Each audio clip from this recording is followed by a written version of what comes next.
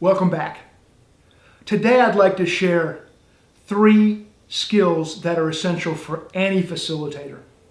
And those are the skills of questioning, listening, and neutrality. Let's look at each one in turn. As a facilitator, we ask questions. We don't provide answers. So it behooves us to have a full stable of different questioning types based on the topic and the person that we're interacting with. The second skill is listening.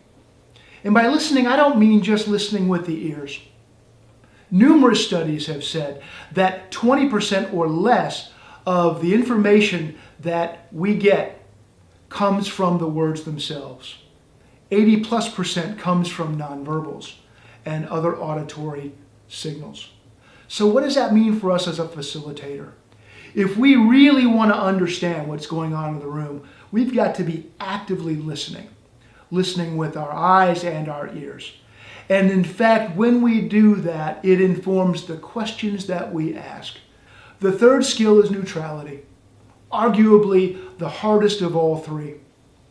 In a previous blog, we shared this in some detail, but let me summarize.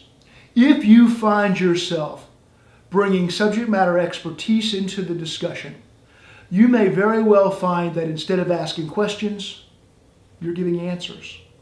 And instead of listening, you're trying to impart your point of view. And in doing that, we can significantly impact the quality of the output and the consensus in the room.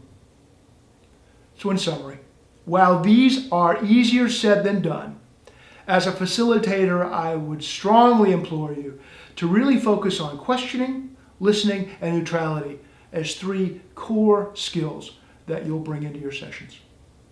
Thank you.